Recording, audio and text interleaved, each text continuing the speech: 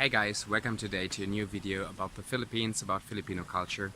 Today I'm going to talk to you about poverty and luxury. Because during the last days we lived together with our friends in a very poor community here on Samar. Since we lived here for about 2 years, we know a little bit about their struggles, their thoughts and anything. And now we're staying here in a wonderful resort.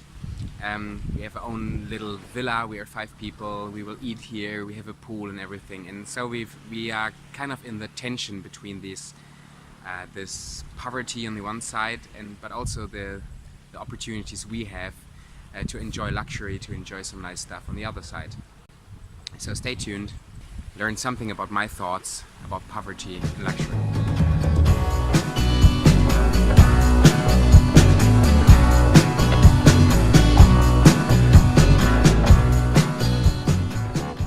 So most of our friends here in Samar, in the area we used to live, are very poor.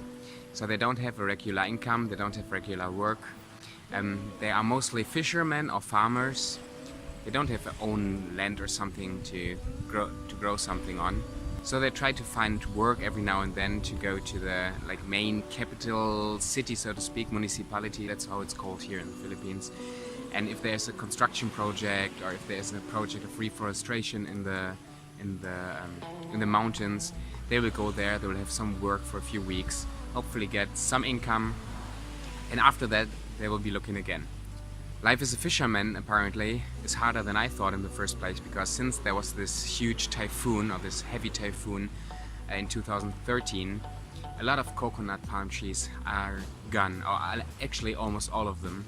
Used to be big forests of coconut trees all over the place, and now there's just a few here and there, like you can see in the background. And so the whole industry of coconut farming, or getting the coconut, drying them and selling them to the industry, is gone. So almost everybody is a fisherman now.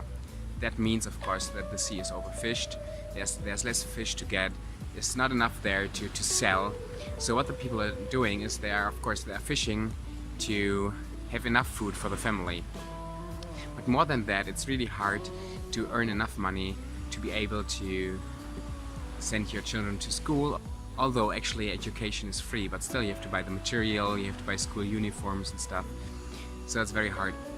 And actually when we look on this life, it has something romantic to it. It looks kind of nice to just think about this day, to go out fishing, to hopefully get enough fish for the day, to come back home and life is so much easier, so much more simple. And it has something charming, it has something romantic to it. And actually I think there's some truth in it, that actually the life is somehow beautiful, to live in this area here, to go to the ocean every day. But as soon as you get sick, as soon as there's something special in your life that needs some finances, that needs some money, then you are screwed. We had this situation several times, that actually the people, they are happy, they are smiling all the time, and they have a kind of a good life here. They have some food in the garden, they get some fish. But when they get sick, they can't afford the hospital at all, and they are so ashamed to go there, because then they have to ask for all these kind of social welfare things, so that it's cheap in the end, or even for free. And this really is very hard on them. Same with the children, and the children have some special projects for school. The parents just can't afford it, or when they have some gatherings in school where they bring exchange gifts or anything like this, the parents just can't afford it, and this makes it very, very hard for them to enjoy life, because you always have these thoughts or these fears and anxieties in your head, thinking about the next day, thinking about some special things you just want to be able to afford, but you just can't. Nobody in Germany probably would consider us rich, but we do have everything we need. We do have enough food, we have a roof over our heads, so we have a place to sleep, and actually our place is kind of nice in Germany. It used to be, at least. Now we don't have a place anymore in Germany. Yeah, but we have everything we need, and we are even flexible enough to make some holiday, and we earn our regular income. So coming here, we were always considered to be the rich ones. Of course, we are the white ones, the ones with the white skin, and so we are rich because we are able to afford a flight to this place, and compared to them, it's really true. Just something to think about. There's here in this area a normal daily income for a whole day of work is like 200 to 250 pesos, maybe 250 pesos, which is 5 euros or almost like $5 as well, for a whole day work. If you are skilled, this can be up to like 400 pesos per day, which is kind of $8.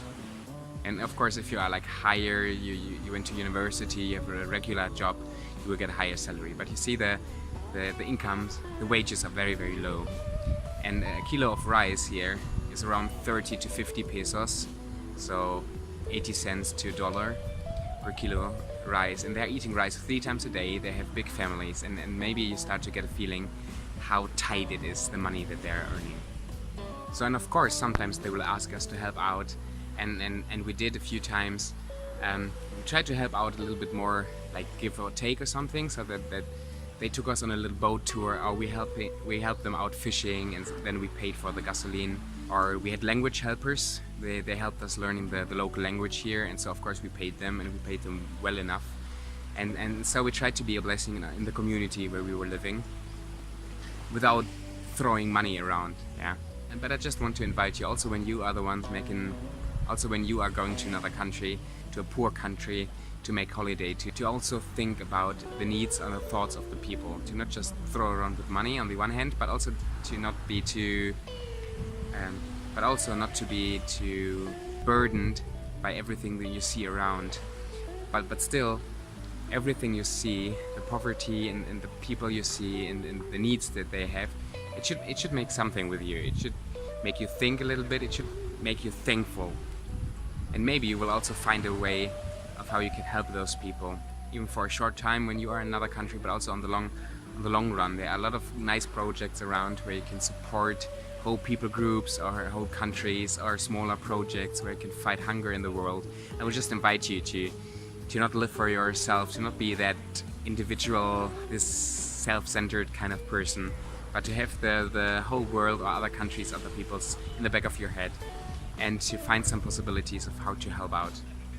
And of course there's room to enjoy life, and it's not just all about poverty, although the provinces are very poor, and when you are driving through Manila you will see a lot of poverty as well, and it can be a burden.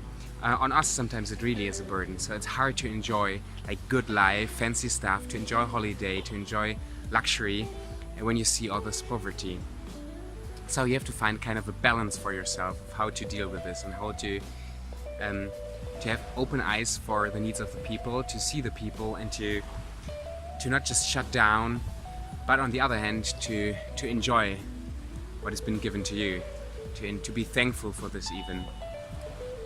Probably this is one of the most important things that I personally learned from this time, to just be thankful for the opportunities that I have. I don't need a lot of luxury, I don't need big car or house or anything, but just the possibility to be flexible enough to travel, to see the world, to even just from Manila to go to Samar, or from Samar to go back to Manila, and later to go to Palawan or something like this. This flexibility is just so amazing. In our home countries, and for us in Germany, to have the flexibility to go to the supermarket and buy everything that I need. It's just so amazing, and this is the kind of luxury that I really do enjoy, that I love, and that I am really thankful for. And now that we know a lot of people who don't have this flexibility, it makes me even more thankful. And on the other side, I really want to find ways of how to help them. Now during the last 2 years, we had a lot of opportunities to help them, because we were just living with them, so we could be a blessing to them. That was good. But also when we are back in Germany, or for you, wherever you are, if you're making holidays, backpacking around the world, or if you are in your home country, try to find ways of helping people somehow, like with your finances, with just helping them practically, with supporting projects, with getting godchildren all around the world, or whatever it is. But don't just think about yourself, think about others. But do enjoy your time, your holiday, do enjoy your time abroad, be a sponge, learn from different cultures, learn from different peoples, try to soak it all in and let it make something with you. Allow yourself to be a little bit moved and changed by everything you see, by the beauty and the fancy stuff on the one hand, but also by the poverty and the needs of the people on the other hand. And you will come back home after your holiday and after your time abroad, and you will have a different view on things. Okay. This was today's topic about poverty and luxury in the Philippines. If you enjoyed the video, just press the thumb up button or consider subscribing, and we'll see you around next time.